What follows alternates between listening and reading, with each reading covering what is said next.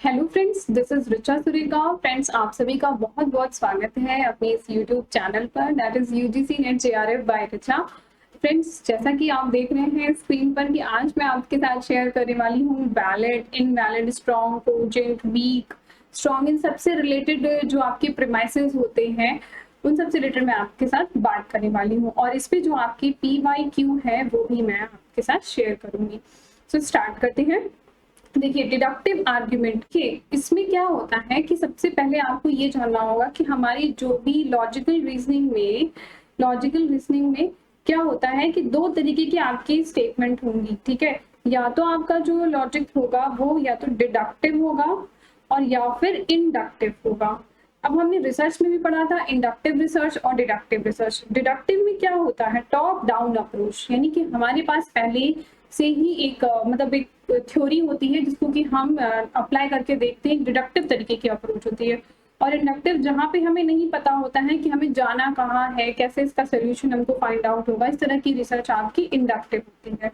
तो आपका logical reasoning भी दो तरीके से डिवाइड होगा। आपका एक होगा डिडक्टिव आर्ग्यूमेंट और एक होगा इंडक्टिव आर्ग्यूमेंट। डिडक्टिव यानी कि यहाँ पे भी एक स्ट्रक्चर होगा।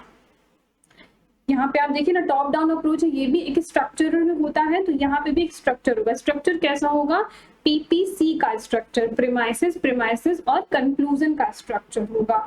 और यहाँ पे जो डिडक्टिव आर्ग्यूमेंट है, हमको पता कैसे लगे कि जो आर्ग्यूमेंट है वो डिडक्टिव है या इंडक्टिव, तो उसको वेरीफाई करने के लिए हम यहाँ पर क्या करते हैं, जो डिडक्टिव आर्ग्यूमेंट है उसको हम देखते हैं कि क्या ये PPC की फॉर्म में है, ये अपने स्ट्रक्चर को फॉलो कर रहा है।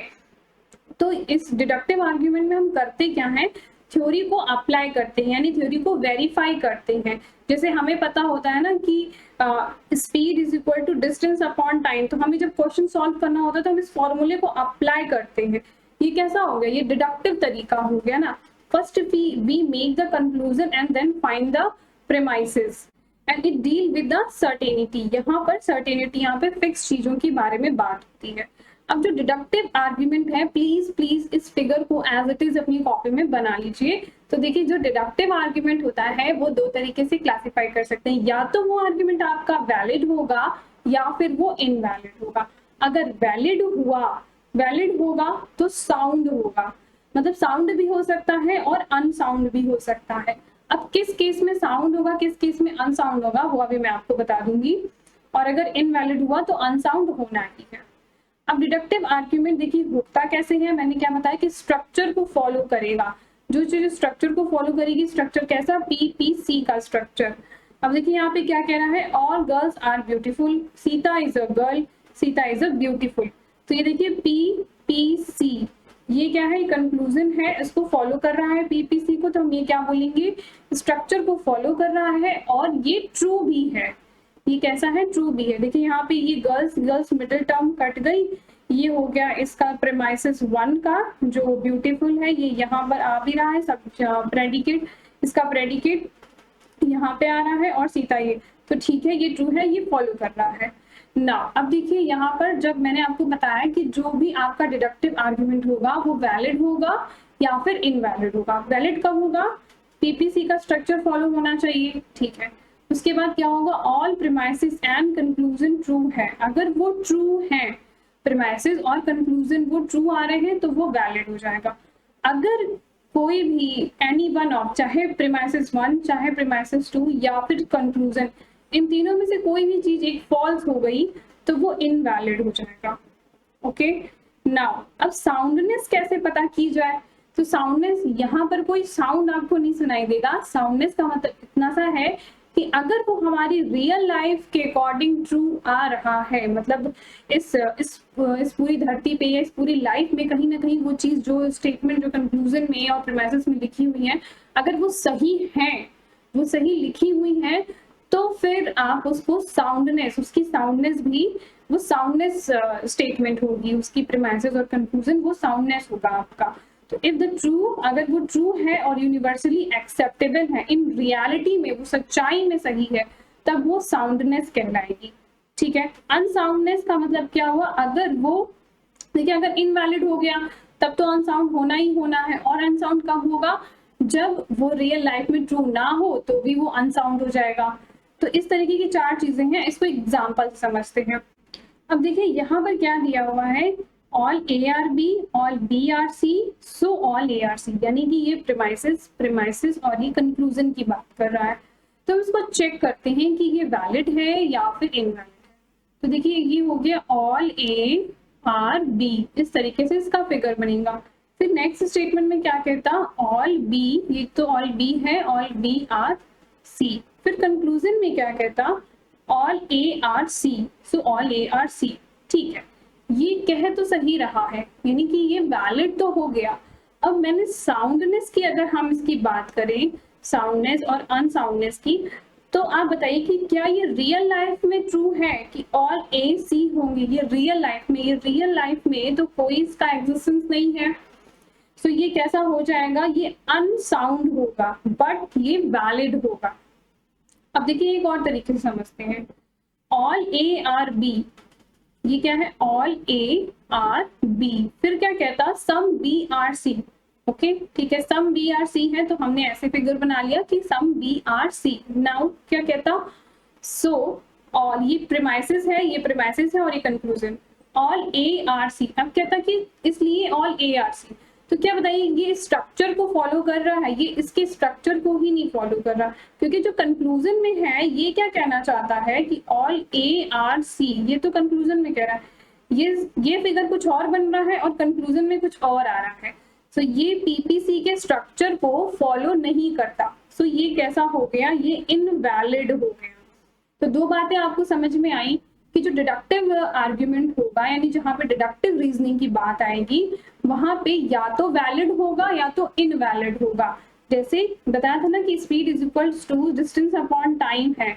अब ये हम लगाएंगे, ये हमेशा ट्रू आएगा, तो ये जहां पे भी लगाएंगे तो इस तरीके से होता है कि एक फॉर्मूला बेस समझिए कि पीपीसी है, स्ट्रक्चर को ये फॉलो कर रहा है, ये वाला जो आपका स्ट्रक्चर बन के आया और जो कंक्लूजन में आया दोनों सेम अगर आ रहा है तभी ये वैलिड होगा, अदरवाइज ये इनवैलिड हो जाएगा। अब जब वैलिड होगा तब हम आगे चेक करेंगे कि साउंडनेस है या अनसाउंडनेस। साउंडनेस होने के लिए वो रियल लाइफ में ट्रू होना जरूरी है। अब देखते हैं एक और स्टेटमेंट क्या है, ऑल बर्ड्स आर मैमल। अब यहाँ पे क्या कहता है statement, all birds are mammal, all birds are mammal. ये प्रीमाइसिस हो गए, ये प्रीमाइसिस, ये कंक्लूजन। ठीक है, प्लैटिपस इज अ बर्ड, जो प्लैटिपस है वो अगर मैं यहाँ पे बनाती हूँ, प्लैटिपस जो है वो बर्ड है, सो प्लैटिपस इज द मैमल। अब बताइए ये क्या कहता है कि इसलिए जो है प्लैटिपस जो है वो मैमल भी है। तो ये सही बात कह रहा है कि भी ये सी के अंदर आ रहा है, तो ये सही तो है, यानी कि ये क्या हो गया, ये वैलिड तो हो गया। अब बताइए ये साउंडनेस में इसका क्या होगा, साउंडनेस और इन साउंड, तो ये क्या है, ये साउंडनेस इसकी चेक करेंगे तो पता है हम कैसे करेंगे कि ये रियल लाइफ में ट्रू है या नहीं। अगर रियल लाइफ में ट्रू होगा तो साउंडनेस, अगर नहीं होगा तो ये अनसाउंड है, तो ये कैसा है, ये अनसाउंड हो जाएगा। अब समझिए, एक तो था डिडक्टिव, दूसरा था इंडक्टिव। तो हमने डिडक्टिव तो समझ लिया, इंडक्टिव भी देख लेते हैं, बहुत इजी है। इंडक्टिव में क्या है कि इंडक्टिव में 2 तरह की बातें होंगी, या तो स्ट्रॉन्ग होगा या तो वीक होगा। क्यों? क्योंकि देखिए ये बॉटम अप अप्रोच होती है, इसमें सही गलत एग्जैक्ट नहीं बता पाते। यहाँ पे बात होती है प्रोबेबिलिटी की। जब बात प्रोबेबिलिटी की आएगी तो हम इसका मतलब बात कर रहे हैं इंडक्टिव लॉजिक की, जहाँ पे हम प्रोबेबल सॉल्यूशंस निकालते हैं, 100% सॉल्यूशन नहीं निकालते हैं, प्रोबेबल सॉल्यूशंस फाइंड आउट कर पाते हैं, जहाँ पे हमेशा इंप्रूवमेंट हो सकती है, वो आपका इंडक्टिव लॉजिक होगा। अब वो कैसा हो सकता है, या तो स्ट्रॉन्ग होगा या तो वीक होगा। अगर स्ट्रॉन्ग होगा तो वो कोजेंट भी हो सकता है, अनकोजेंट भी हो सकता है। अब समझते हैं इसे किस तरीके से। स्ट्रॉन्ग अगर बोला, स्ट्रॉन्ग का मतलब क्या हुआ कि अगर जो प्रीमाइसेस दी हुई है वो 50% से ज्यादा सही अगर होती है तो इसको स्ट्रॉन्ग बोलेंगे, 50% या उससे ज्यादा। अगर 50% के बराबर भी है तो भी स्ट्रॉन्ग माना जाएगा, और उससे कम है तो उसको वीक कहेंगे। वीक होगा तो अनकोजेंट तो होना ही होना है। अब कोजेंट का मतलब क्या हुआ, वही वाली बात कि जो रियल लाइफ में अगर वो ट्रू होती है तो वो कोजेंट, अगर नहीं है तो फॉल्स। 2019 में और 20 में से काफी क्वेश्चन आए थे ना। देखते हैं आगे, the reasoning which would be help in finding out the knowledge of fact about the words। अब यहाँ पे कहना है वो कौन सी रीजनिंग होगी जो कि हेल्प करती है finding out the new knowledge. तो न्यू नॉलेज हम कहाँ पर फाइंड आउट करते हैं, बताया था ना, बॉटम अप अप्रोच, जो इंडक्टिव रीजनिंग होती है, जहाँ पे इंडक्टिव रिसर्च होती है, वहां पर क्या करते हैं हम लोग, नई नॉलेज को डेवलप करते हैं, नई थ्योरी बनाते हैं। तो वो कैसा होगा, एक इंडक्टिव, जो कि जो नई प्रॉब्लम्स को सॉल्व करना, तो इंडक्टिव यहाँ पे लॉजिक होगा इसका। नाउ नेक्स्ट क्वेश्चन क्या कहता, the product of any 3 consecutive integers is divisible by 6। कह रहा है कि मतलब कि कोई भी 3 कंसेक्यूटिव इंटीजर है वो डिविजिबल होंगे 6 से। ये एक समझ लीजिए आपको एक थ्योरी दे रहा है, ठीक है। अब क्या कहता कि देयरफॉर, इसलिए 3 into 4 into 5 ये कैसे हो गए, कंसेक्यूटिव हो गए, तो 3 consecutive is equal to 60 is divisible by 6। Which type of reasoning, अब यहाँ पे पहले थ्योरी दिया, फिर उसको यहाँ पे अप्लाई किया, ये कौन सी रीजनिंग हुई, ये आपकी हुई deductive reasoning. So friends, I hope कि आपको इंडक्टिव और डिडक्टिव, वैलिड, इनवैलिड, कोजेंट, अनकोजेंट और साउंडनेस एंड अनसाउंडनेस ये आपको अच्छे से क्लियर हो गया होगा। बट फिर भी अगर आपको कोई भी डाउट है तो आप कमेंट सेक्शन में जरूर पूछिए मुझसे, मैं आपको जरूर रिप्लाई करूंगी। और अगर आप चाहें तो आप मुझसे टेलीग्राम पे भी अपने डाउट्स क्लियर कर सकते हैं। और अगर आपको ये वीडियो अच्छी लगी हो तो प्लीज मेरे चैनल को जरूर सब्सक्राइब कीजिएगा। And thank you for watching my video.